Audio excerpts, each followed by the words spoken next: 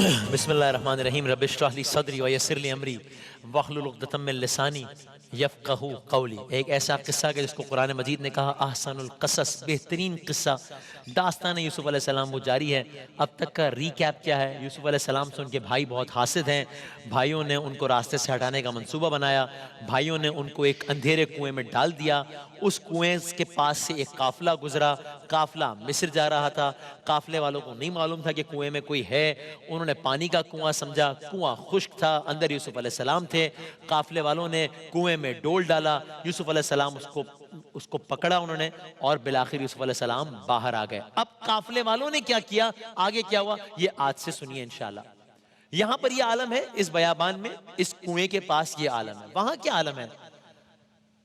جو والد گرامی ہے یوسف علیہ السلام کے، نبی باپ نبی بیٹے کی داستان نہیں ہے، تو یعقوب علیہ السلام کی آنکھوں میں آنسو تھے کہ تھمتے نہ تھے۔ بہت محبت کرتے تھے یعقوب علیہ السلام، یوسف علیہ السلام سے خاص محبت کرتے تھے، ویسے ہی ماں باپ کی محبت ہوتی ہے اولاد سے۔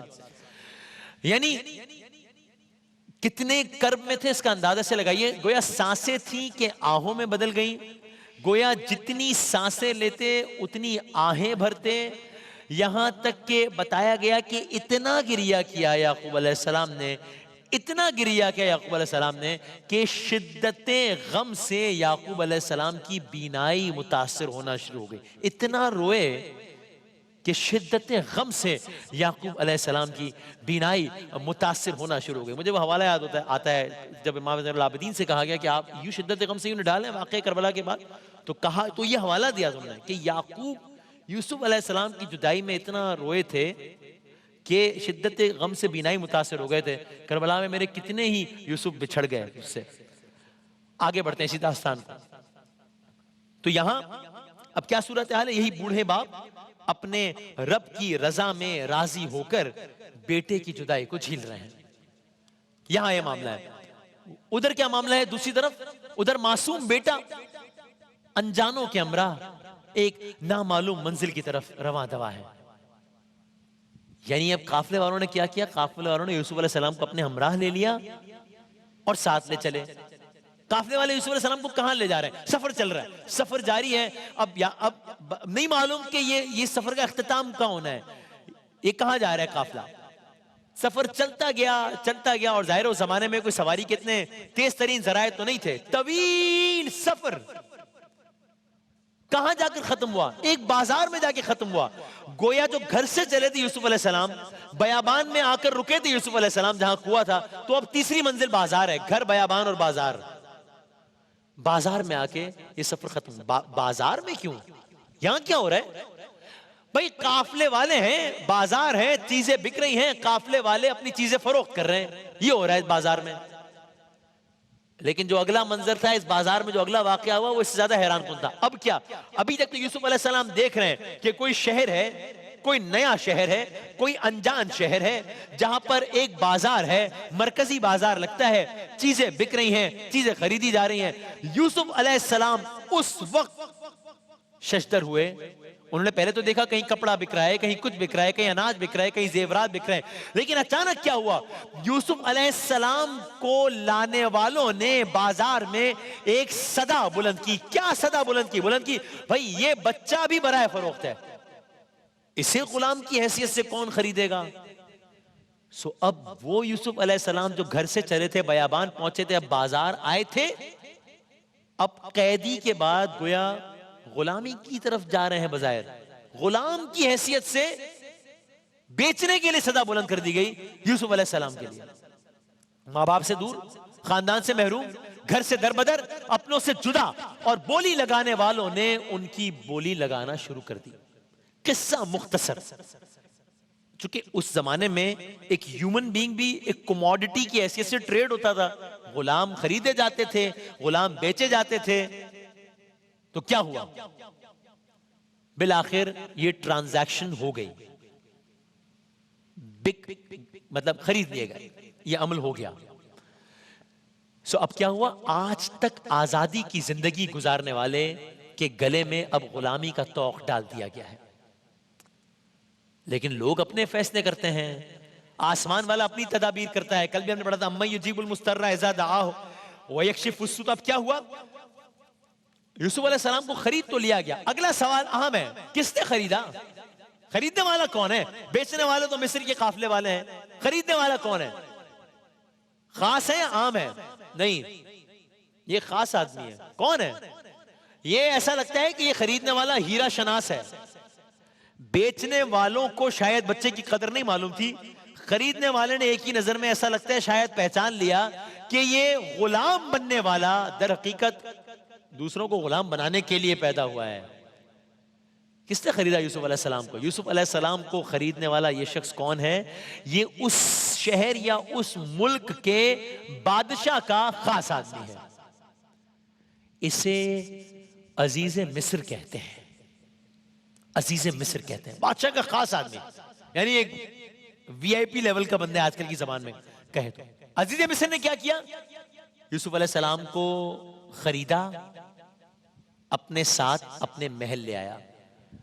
اب آپ دیکھ رہے ہیں کہ کس تیزی سے کہانی میں سارے کے سارے مناظر تبدیل ہوتے جا رہے ہیں, کہ کہاں گھر سے چلے تھے, کہاں کنویں کا ماحول تھا, کہاں بازار پہنچے, کہاں انہوں نے یہ خریدا عزیز مصر نے. اب عزیز مصر خرید کے اپنے محل لے کر آیا ہے. یعنی یوسف علیہ السلام کو لے کر جب وہ محل میں داخل ہوا, یوسف علیہ السلام عجب نہیں حیران ہوئے ہو کہ وہ یہ کنویں سے نکل کر کس مقام پر آپ پہنچے.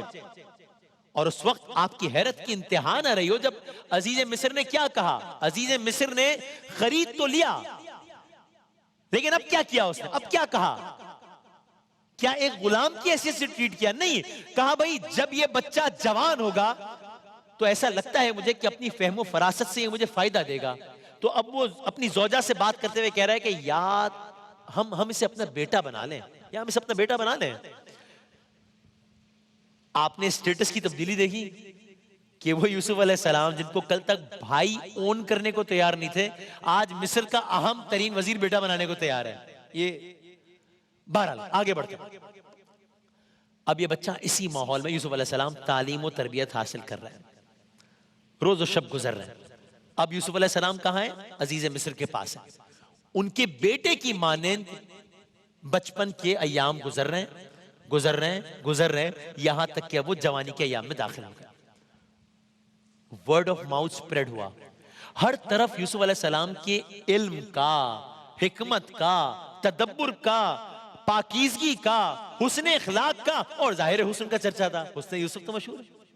تو اب یہ ورڈ بھی سپریڈ ہو رہا ہے کہ عزیز مصر کے محل میں ایسا ایک بچہ آیا ہے جس کے حسن کے کیا کہنے ہیں, جس کے حسن اخلاق کے کیا کہنے ہیں, جس کی پاکیزگی کے کیا کہنے ہیں. اب یہ سارے کا سارا ماحول چل رہا ہے کہ یہاں پر شیطان نے اپنے گھرونے کھیل کا آغاز کیا. وہ کیسے؟ جو شیطان ہمیشہ سے کرتا ہے. ہوا یہ کہ عزیز مصر کی جو زوجہ تھی, اللہ اکبر, شیطان نے اس کے دل میں وسوسے ڈالے. یعنی کیا؟ یعنی اب میں بڑے محتاط الفاظ استعمال کرتے ہوئے اگر بات پہنچانے کی کوشش کروں, عزیز مصر کی بیوی کے دل میں وسوسے ڈالے, گویا پاک نگاہ کو بد نگاہی میں بدل دیا. یہ معاملہ آگے بڑھا, بالآخر یہ معاملہ ایک روز اس مقام تک پہنچا کہ ایک روز محل کے دروازے بند کر کے حسین و جمیل یوسف علیہ السلام کو عزیز مصر کی زوجہ دعوت گناہ دینے لگی. یہ معاملہ یہاں تک آ گیا. اب کیا ہوا؟ لیکن یوسف علیہ السلام ظاہری طور پر جتنے حسین تھے, ظاہری طور پر جتنے جمیل تھے, ان کا کردار, پاکیزگی اس سے 1000 گنا زیادہ حسین تھا. تو اب یوسف علیہ السلام نے کیا, انہوں نے اس معاملے کو سمجھا. یعنی کیا ہوا؟ اگین میں بہت ہی نکچے الفاظ میں اگر بات آگے بڑھانے کی کوشش کروں, ایک روز جب عزیز مصر کی زوجہ اس ارادے سے آگے بڑھی, ایک روز جب اس ارادے سے دوسری جانب باقاعدہ پیش قدمی ہوئی, تو ادھر یوسف علیہ السلام دروازے کی طرف دوڑے, ایگزٹ کی طرف دوڑے, باہر کی طرف دوڑے. سو گویا کچھ اس طرز کی صورتحال کہ جہاں پر وہ اس ارادے کے ساتھ, اس بد ارادے کے ساتھ پیچھے ہیں اور یوسف علیہ السلام آگے دوڑے ہیں. اس عورت کو زلیخا کہتے ہیں, عورت کا نام زلیخا ہے. اب ہوا کیا؟ اس سارے عمل کا انجام کیا ہوا؟ ان کے ہاتھ یوسف علیہ السلام تو نہ آئے, ہاں ان کا کرتا آ گیا. اگلا مرحلہ کیا ہوا؟ یوسف علیہ السلام دروازہ کھول کر باہر آ گئے. اگلا مرحلہ کیا ہوا؟ جب یوسف علیہ السلام دروازہ کھول کر باہر آ گئے، قرآن مجید میں سورہ یوسف میں ساری داستان ہے، جب دروازہ کھول کر باہر آ گئے سامنے ایک نیا منظر تھا. کیا دیکھا؟ سامنے عزیز مصر کھڑا تھا، اپنے لوگوں کے ساتھ کھڑا تھا. تو اب یہ سارے کا سارا جو منظر ہے وہ عزیز مصر نے یہاں سے دیکھا کہ جب دروازہ کھلا ہے، اور یہ منظر دیکھا کہ اس کی زوجہ پیچھے اور یوسف علیہ السلام آگے. اب وہ عورت جان گئی کہ وہ تو رنگے ہاتھوں پکڑی گئی ہے. یہاں بھی شیطان نے اپنا گھناؤنا کھیل کھیلا. کیا کیا؟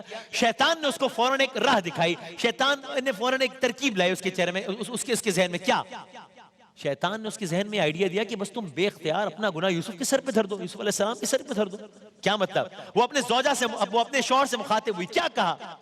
اپنے شوہر سے بولی کہ آپ بتائیے اس شخص کی، یوسف علیہ السلام کے بارے میں کہہ رہی ہے، اس شخص کی کیا سزا ہوگی کہ جس کو آپ نے اپنا بیٹا بنایا، جو کل تک مصر کے بازار میں بکنے کو آیا تھا، جس کو اگر آپ کے بجائے کوئی اور خریدتا تو اللہ جانے آج وہ کس عالم میں ہوتا. آپ نے اس پر احسانات کی بارش کی ہے، آپ اس کو محل میں لائے، آپ نے اسے اپنا بیٹا بنایا. نعوذ باللہ. یہ آج اس مقام تک آ گیا کہ یہ آپ کی ہی ناموس کی طرف بڑھا. اللہ اکبر. یعنی یہ سنگین ترین الزام یوسف علیہ السلام پر لگا دیا. عزیز مصر یہ سارے کا سارا منظر دیکھ تو چکا ہے، اب سن رہا ہے. اس کی نگاہ یوسف علیہ السلام کے چہرے پر گئی.